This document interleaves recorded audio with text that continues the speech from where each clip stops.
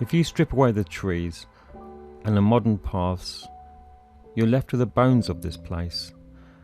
The Ashdown Forest sits on the High Weald, a ridge of sandstone that was formed over 130 million years ago.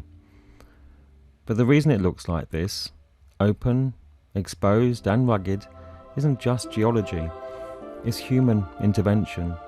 Starting in the Mesolithic era, hunter-gatherers began clearing the primary woodland here to hunt, essentially creating the first managed landscape in this part of England. What we call a natural forest today is actually a 1,000 years old experiment in land modification.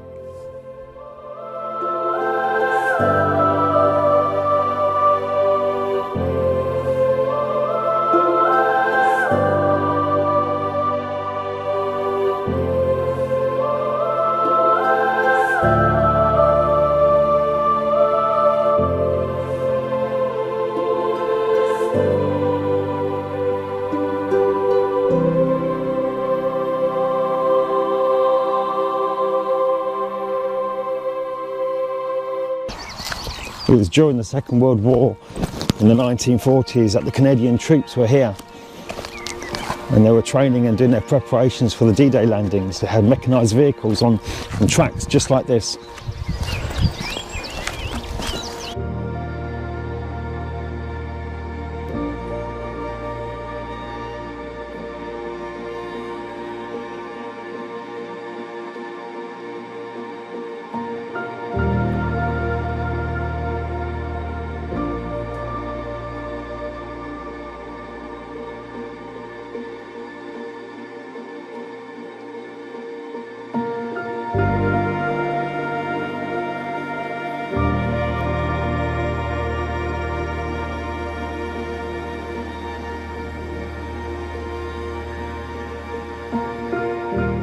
If you walk through these valleys, these steep-sided gills, you aren't just walking through nature, you're walking through the original industrial heart of Britain.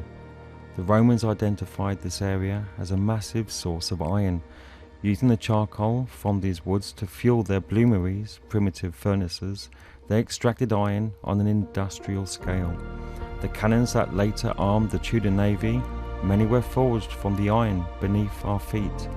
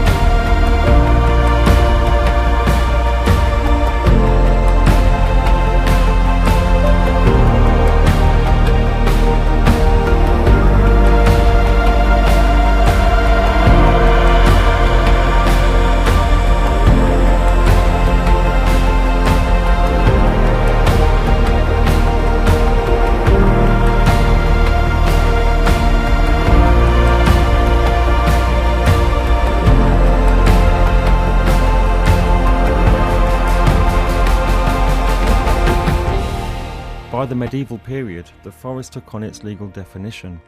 It wasn't defined by the number of trees, but by the King's Law, under the Norman kings and later the Dukes of Lancaster. This was a private hunting preserve. John of Gaunt, the Duke of Lancaster in the 14th century, enclosed the land, keeping it a massive hunting park for the nobility. They weren't interested in timber. They were interested in the deer that thrived in this open heath. The reason this land wasn't paved over or turned into farmland during the Industrial Revolution is due to a long, bitter struggle for common rights. For centuries, local people fought to maintain their legal right to graze their livestock, collect wood and cut fern for bedding. This wasn't just a tradition, it was an economic lifeline. Every fence line and boundary you see is the result of centuries of litigation and local resistance. It is perhaps the most important part of the history. The people living around this forest decided generations ago that it was more valuable kept wild. Today we see the Ashdown Forest as a sanctuary, but the truth is, it's a living museum. It is a record of 2,000 years of iron making, royal hunting, common law struggle, and modern warfare. When you stand here now, you aren't just looking at trees, you're looking at the result of 2 millennia of human history, all fighting, building, and eventually choosing to let it stay wild.